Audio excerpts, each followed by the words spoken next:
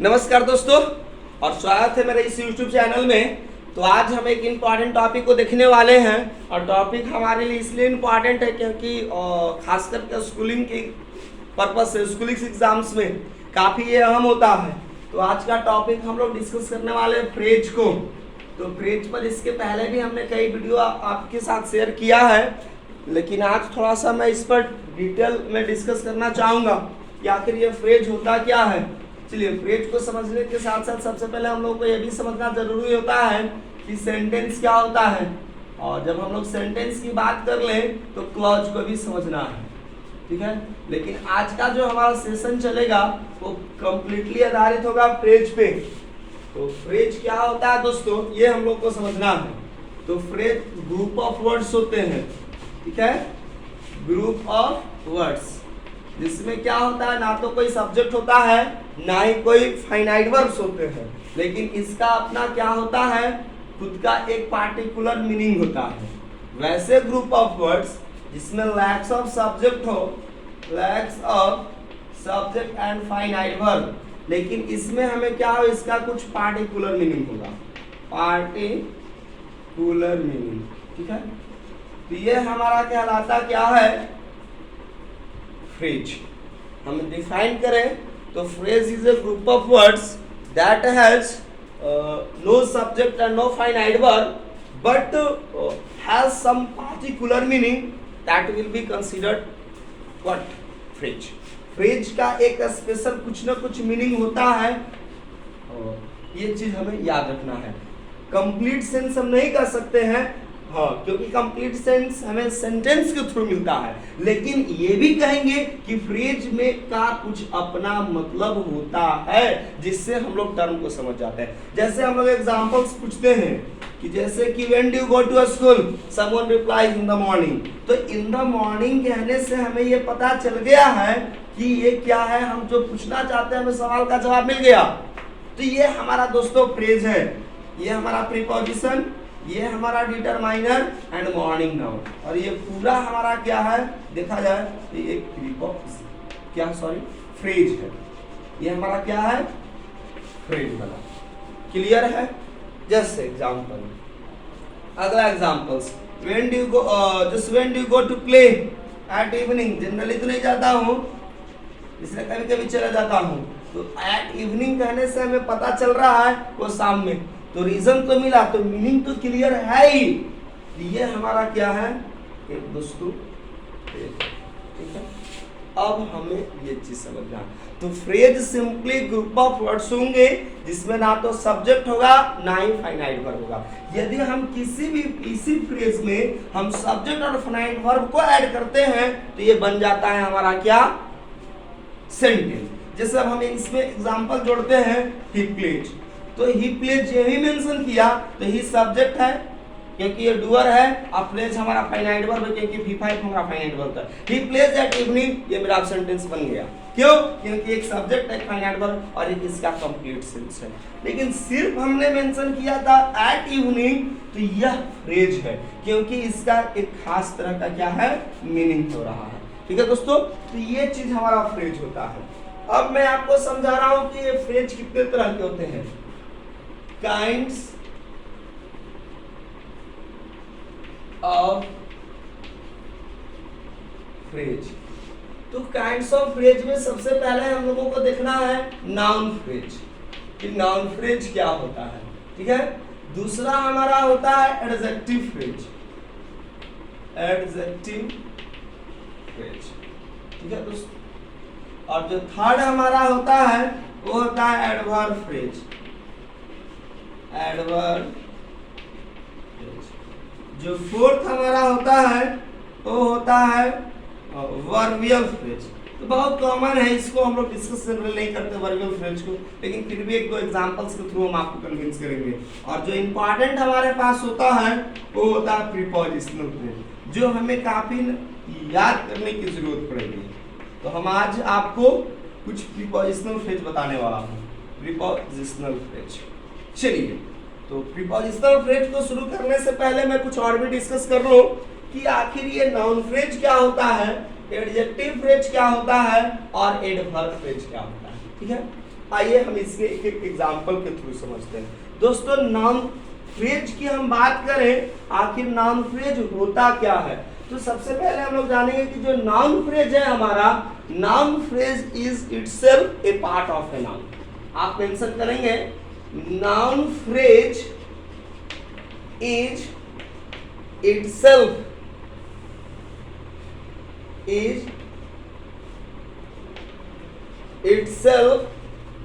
a part of a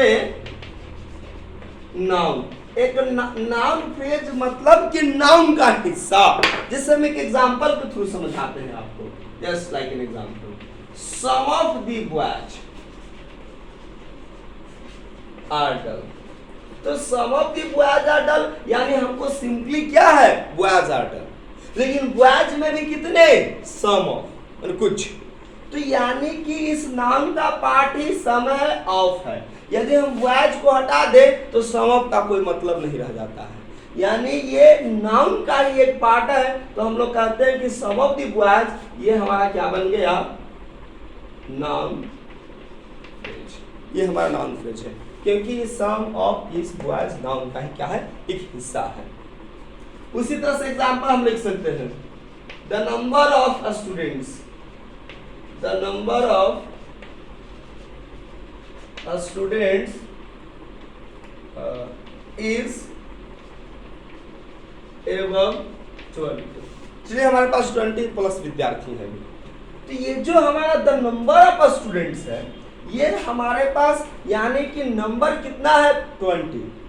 अब number किसका है जी, तो विद्यार्थियों के।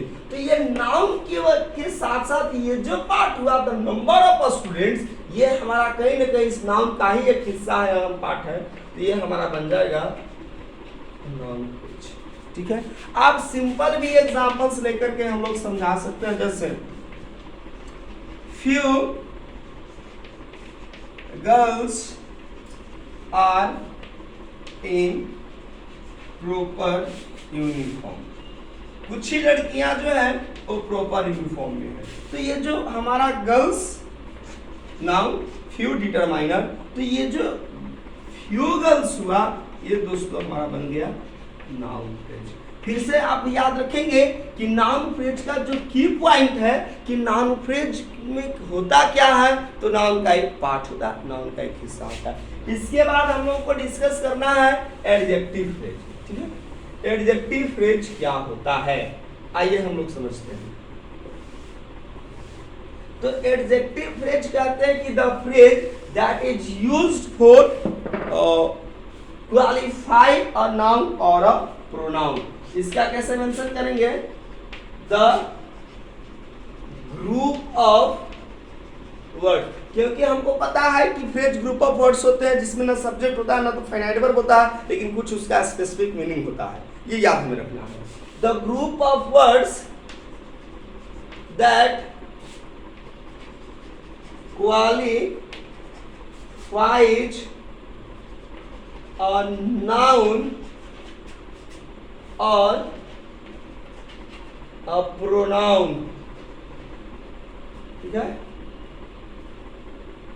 the group of words that qualifies a noun or a pronoun in a sentence। किसी भी सेंटेंस में वैसे ग्रुप ऑफ वर्ड्स जो किसी नाउन या प्रोनाउन को इस्तेमाल कर रहे हैं, लेकिन वो नियम चलेगा जिसमें सब्जेक्ट फाइनाइट वर्ब नहीं हो, तो डिफिनेशन से ही पता है फ्रेज के। In a sentence is called adjective phrase. Is called adjective phrase, आप खुद ही कर लोगे, यहाँ पर ये होता है एडजेक्टिव फ्रेज। चलिए एक एग्जांपल हम लोग मेंशन करते हैं, जैसे ही इज माय टीचर, वो हमारे सर, ठीक है, right, he is my teacher. तो ही हमारा क्या है, प्रोनाउन। अब इस नाउन या प्रोनाउन के लिए हम ऐसे ग्रुप ऑफ वर्ड्स इस्तेमाल करें जो कहीं ना कहीं इसको क्वालिफाई कर रहा हो, तो बन जाएगा हमारा एडजेक्टिव फ्रेज। जैसे एग्जांपल आपको दिखाता हूं, ही स्टैंडिंग एट द गेट, वही जो गेट के पास खड़े हैं, तो स्टैंडिंग एट द गेट ये हमारा क्या बन गया, एडजेक्टिव फ्रेज। क्यों, क्योंकि इस प्रोनाउन को ये क्वालिफाई कर रहा है। तो he is standing at the gate, हमारा रियल सेंटेंस क्या है? Is my teacher, is my teacher. तो स्टैंडिंग एट द गेट ये हमारा दोस्तों बन गया adjective clause, sorry adjective phrase. हम लोग क्लॉज की बातें नहीं कर रहे हैं, ये है हमारा एडजेक्टिव फ्रेज। क्यों? क्योंकि स्टैंडिंग एट द गेट इस प्रोनाउन को क्या कर रहा? क्वालिफाई कर रहा है। क्लियर है? चलिए और एग्जांपल्स हम लिखते हैं। Just like example, the book is new, जो किताब है वो नई है। तो द हमारा डिटरमाइनर, बुक हमारा क्या है? नाउन। और हम पूरा देखें तो नाउन फ्रेज बन जाएगा और ये हमारा नाउन। अब हम आपको कुछ ऐसे ग्रुप ऑफ वर्ड्स बताने वाले हैं जो इस नाउन को क्या कर देगा? क्वालिफाई कर देगा, जिसमें ना सब्जेक्ट होगा ना फाइनाइट वर्ब होगा। तो सब्जेक्ट नहीं होगा, फाइनाइट वर्ब नहीं होगा, ग्रुप ऑफ वर्ड्स है और नाउन प्रोनाउन को क्वालिफाई कर रहा है, तो term is called adjective phrase. यही तो है दोस्तों एडजेक्टिव फ्रेज हमारा। ठीक है, just like example, the book kept on the table या on my desk, kept on the table is new, यानी कि कौन सी बुक? वही बुक जो इस टेबल पर पड़ा हुआ है। तो ये इस नाम को क्या कर रहा? क्वालिफाई कर रहा। तो ये दोस्तों हमारा बन गया adjective. The man wearing a white cap over his head is my best friend. The man wearing a cap over his head is my best friend. तो wearing a cap over his head ये क्या है? उस man को qualify कर रहा है। क्या बन जाएगा? Adjective phrase. ठीक है, चलिए दोस्तों अब आगे जो है हमारा वो हम लोग को पढ़ना है एडवर्ब फ्रेज। वो आप देखो एडवर्ब फ्रेज कैसे होता है। तो एडवर्ब फ्रेज हम लोग को जानते हैं कि वैसे वर्ड्स जो पार्टिकुलरली ओरिजिनली एडवर्ब्स नहीं होते हैं, लेकिन वह एडवर्ब के जैसा काम करना शुरू कर देता है। फिर से मैंने क्या बोला कि वैसे जो वर्ड्स होते हैं जो ओरिजिनली वो एडवर्ब नहीं है, लेकिन वो एडवर्ब के जैसा काम करेगा। तो ऐसे ग्रुप ऑफ वर्ड्स जो एडवर्ब्स नहीं होते हुए भी एडवर्ब के जैसा वर्क करे, वो बनेगा हमारा एडवर्ब फ्रेज। आइए हम लोग शुरुआत करते हैं एडवर्ब फ्रेज। एडवर्ब फ्रेज, ठीक है, एडवर्ब फ्रेज क्या होता है? तो एडवर्ब फ्रेज को हम लोग आसानी से समझेंगे। क्लियर है? सबसे पहले मैं आपको एक शॉर्ट ट्रिक्स बताऊं कि एडवर्ब हम लोग पहचानते कैसे हैं। तो एडवर्ब हम लोगों को पता है जो वर्ब एडजेक्टिव और साथ ही साथ जो भी दूसरे एडवर्ब्स हो उसको क्या करता है? मॉडिफाई करे। तो ये हमारा एडवर्ब्स होता है। एडवर्ब जो होता है एक वर्ब को इसकी विशेषता बताएगा, एक एडजेक्टिव को और एक दूसरे एडवर्ब को क्या करेगा? जैसे ही वॉक स्लोली, तो स्लोली एडवर्ब है, किसको क्वालिफाई करेगा? वर्ब को। ठीक है, he is a very good boy, तो वेरी एडवर्ब है, किसको क्वालिफाई करेगा? गुड एडजेक्टिव को। He eats too much, much मेरा एडवर्ब है, टू भी क्या है हमारा? एडवर्ब, तो किसको क्वालिफाई कर रहा है? He eats too much. मैंने 3 एग्जांपल दिए, ठीक है, ही ईट्स टू मच, तो टू मेरा एडवर्ब है, ये भी मच मेरा एडवर्ब है, इसको क्वालिफाई करेगा। बाकी तो 2 एग्जांपल एडजेक्टिव वर्ब को आपने पढ़ा ही होगा, एडवर्ब। ठीक है, तो एडवर्ब पहचानने के लिए हमारे पास डिजिट याद रखेंगे 3345, काफी इंपॉर्टेंट है दोस्तों। 3345 ये ऐसी डिजिट है, ऐसे ये नंबर्स हम कहेंगे जिसके थ्रू आप एडवर्ब पहचान सकते हैं। कैसे? ये देखो, 3 का मतलब होता है वाई, 3 लेटर है इसलिए मैंने 3 कहा, WHY, और इसका इस्तेमाल हम लोग करते हैं किसका? पर्पस, साथ ही साथ रीजन पूछने के लिए। क्लियर है? फिर 3 का मतलब है मेरा हाउ, और हाउ से पूछते हैं हम लोग किसको? मैनर। 4 जिसका मतलब होता है वेन, वेन से किसको पूछते हैं दोस्तों? टाइम। और 5 हमारा क्या है? वो है वेयर। जिससे पूछते किसको है, प्लेस को, स्थान को। ये यदि इन चारों वर्ड्स का कोई भी जवाब देता है वर्ड, तो वो हमारा बनता है एडवर्ब। या वैसे ग्रुप ऑफ वर्ड्स जो एडवर्ब नहीं है फिर भी इन सब का जवाब देता है, तो वो बनेगा ऐसी स्थिति में एडवर्ब फ्रेज। यदि वर्ड है 3, 3, 4, 5 को जवाब देता है तो वह है एडवर्ब फ्रेज। लेकिन ऐसे वर्ड जो एडवर्ब नहीं है इसके बावजूद भी इन सारे जैसे को दिखाई करता है, तो ये बनेगा हमारा क्या, बोलो, एडवर्ब फ्रेज। चलिए अब यहां पर गौर से देखो, he will see me tomorrow, वह मुझसे कल मिलेगा, he will see me tomorrow। ठीक है, तो अब बताओ कि when will he see me tomorrow, तो tomorrow एक वर्ड हो गया, ये हमारा क्या है, एडवर्ब। ये एडवर्ब फ्रेज नहीं है, दिस इज एडवर्ब। अब हम एग्जांपल आपको दिखाते हैं, just like an example, he goes to park for walking। अब यहां पर देखो, यहाँ पर डबल एडवर्ब फ्रेज का इस्तेमाल मैंने कर दिया, he goes for walking। तो he goes, he मेरा सब्जेक्ट प्रोनाउन है, देखो आइडेंटिफाई कर रहा हूँ। goes मेरा क्या है, फाइनाइट वर्ब है। to मेरा प्रीपोजिशन है। पार्क मेरा नाउन है। for 1 सेकेंड प्रीपोजिशन है। वॉकिंग मेरा भी फॉर फॉर्म जेरंड है जो कि नाउन है। कहीं पर कोई एडवर्ब है नहीं, मैं दिखाता हूँ कि एडवर्ब है इसमें। एडवर्ब नहीं साहेब, एडवर्ब फ्रेज में साबित करता हूं। तो चलो ही गोज टू पार्क, तो जाहिर हम लोग कभी नाउन के साथ, यदि प्रीपोजिशन के साथ साथ डिटरमाइनर नाउन के साथ हम लोग यदि प्रीपोजिशंस का इस्तेमाल करते हैं तो एडवर्ब फ्रेज के जैसा काम कर देते हैं। अब एवरी कंडीशन में आप कहिएगा तो ये इंपॉर्टेंट संभव नहीं है। हाँ, बहुत ऐसे ऑप्शन मिलेंगे जहां पर हम इस्तेमाल, तो ही गोज टू पार्क कहा जाता है, वो पार्क में। तो ये कहां पर जाता है, तो to park. Where does he go, he goes to park. तो किसका जवाब देना शुरू कर दिया, ये एडवर्ब था नहीं, लेकिन टू पार्क जो है इस नाउन में प्रीपोजिशन लगने से ये किसके जैसा रिएक्ट करना शुरू कर दिया, एडवर्ब के जैसा। अब चूंकि ग्रुप ऑफ वर्ड्स है तो इधर से बना एडवर्ब के जैसा काम करने लगा। ग्रुप ऑफ वर्ड्स है, ग्रुप ऑफ वर्ड्स को क्या पता है एट द बिगिनिंग, फ्रेज, तो ये बन गया एडवर्ब फ्रेज। कैसे जाने सर, क्योंकि इस वर्ब का वेयर का ये जवाब दे रहा है कि where does he go for walking साहेब, he goes to walk on, he goes to park।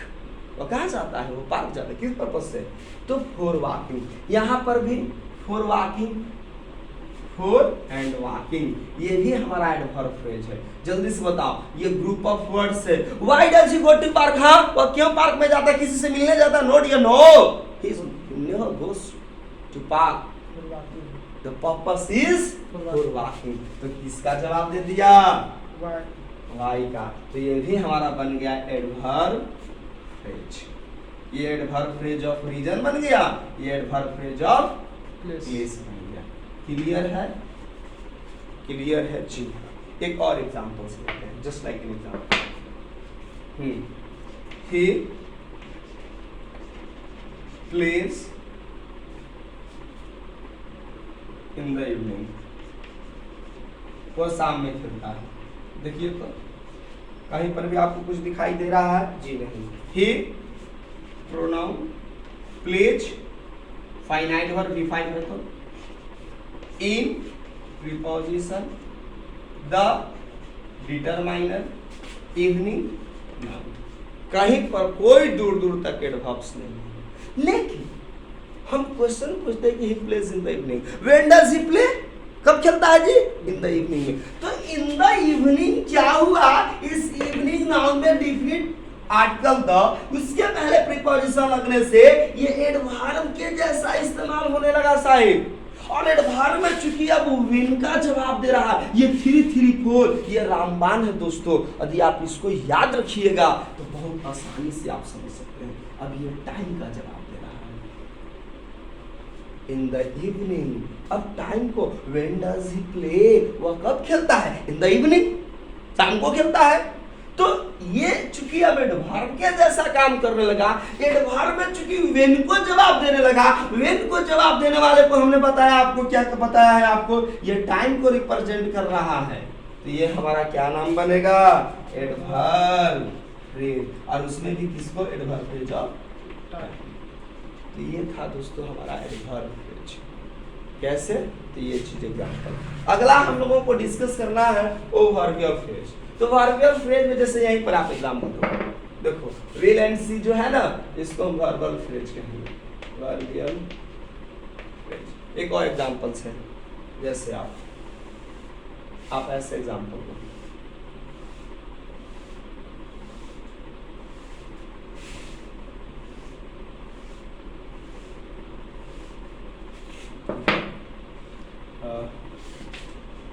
It has been raining. यहाँ पर आप देख रहे हैं तीन वर्ब्स है हमारे पास। It has been raining since morning. Clear? तो हैज मेरा क्या है? ऑक्सिलरी वर्ब है जो कि फाइनाइट वर्ब बन गया। बीन मेरा क्या है? नॉन फाइनाइट है। रेनिंग क्या है? Before for non finite. तो हैज बीन रेनिंग, यह बना हमारा वर्बियल फ्रेज। वर्बियल फ्रेज, ठीक है? तो इसमें हम लोगों को विशेष कहीं कोई इंपॉर्टेंट नहीं है। जो हम लोगों का जो सबसे ज़्यादा इंपॉर्टेंट है फ्रेज में, वो था एडजेक्टिव एडवर्ब। और उसके बाद हमें जो रिमेम्बरिंग याद रखना है, जो याद करने रहते हैं, उसमें हम लोग को पढ़ना है दोस्तों, वो होता है प्रीपोजिशनल फ्रेज। ये आपको एनी हाउ पढ़ना पड़ेगा, ये तो आपको याद रखने पड़ेगा। तो आइए आज हम शुरुआत करते हैं आपको प्रीपोजिशनल फ्रेज को। चलिए मैं सबसे पहले बताना चाहूंगा कि ये प्रीपोजिशनल फ्रेज होता क्या है, ठीक है? तो टॉपिक है हमारे पास प्रीपोजिशनल फ्रेज। प्रीपोजिशनल फ्रेज, ठीक है? प्रीपोजिशनल फ्रेज, ये प्रीपोजिशनल फ्रेज क्या होता है? देखिए गौर से, प्रीपोजिशनल फ्रेज क्या होता है कि किसी भी नाउन के साथ यदि हम प्रीपोजिशन का कॉम्बिनेशन कर दें, तो ये जो बनता है यही बनता है हमारा prepositional phrase.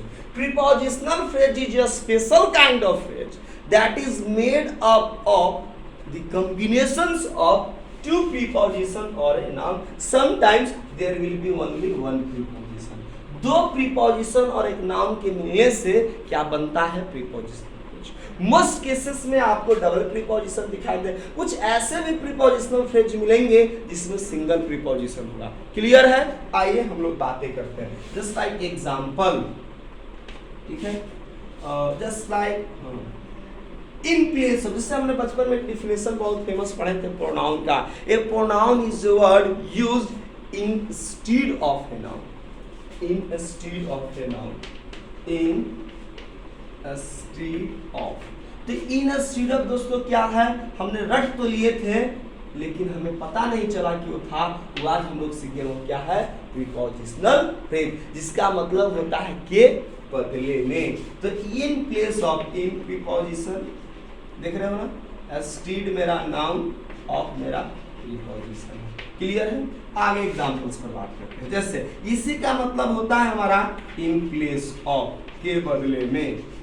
Okay, I will play this game in place of my brother. चलो मेरा भाई आज नहीं आया है, वो खेलता है मैच ना, मैं आज उसके बदले में खेलूंगा। तो यहाँ पर भी तो हम यही देख रहे हैं कि इन प्रीपोजिशन और प्लेस मेरा नाउन और ऑफ क्या है? फिर से हमारा प्रीपोजिशन। क्लियर है दोस्तों? ये याद रखिए। डिफिनेशंस आपको पता है, फिर से मैं आपको लिखवा दूंगा। अगला एग्जांपल्स होता है बाय डिडंट ऑफ। नहीं कहता खुद से काम नहीं किया, चोरी करके पास किया, मुझे पता था, कभी मेहनत नहीं करता था लेकिन चोरी करके पास कर गया। हमारे पास एक फ्रेज आता है इसके लिए, बाय डिडंट ऑफ, माने के सहारे। तो यहाँ पर हम देख रहे हैं कि जो बाय डिडंट ऑफ है ये हमारा है प्रीपोजिशन, डिडंट मेरा नाउन एंड ऑफ मेरा प्रीपोजिशन, जिसका मतलब होता है के सहारे। इसी तरह से और भी एग्जांपल्स हम लोग आपको लेंगे, जिसमें जैसे with the help of, with the help of. यहाँ पर हमने देखा कि विद हमारा प्रीपोजिशन है, दिखाई दे रहा है। यहाँ पर आपको आर्टिकल दिखाई देगा डिटरमाइनर, हेल्प मेरा नाउन ऑफ मेरा प्रीपोजिशन। इसका मतलब ये होता है कैसा है। मैंने बताया था कि प्रीपोजिशनल फ्रेज मोस्ट प्रोबेबली क्या होता है जिसमें डबल प्रीपोजिशन और एक नाउन। कभी ऐसे भी आपको मिलेंगे एग्जांपल जिसमें सिंगल प्रीपोजिशन रहेंगे, जैसे हम लोग कहते हैं अकॉर्डिंग टू मी। तो अकॉर्डिंग टू क्या है, हमारा प्रीपोजिशनल फ्रेज है, मेरे अनुसार।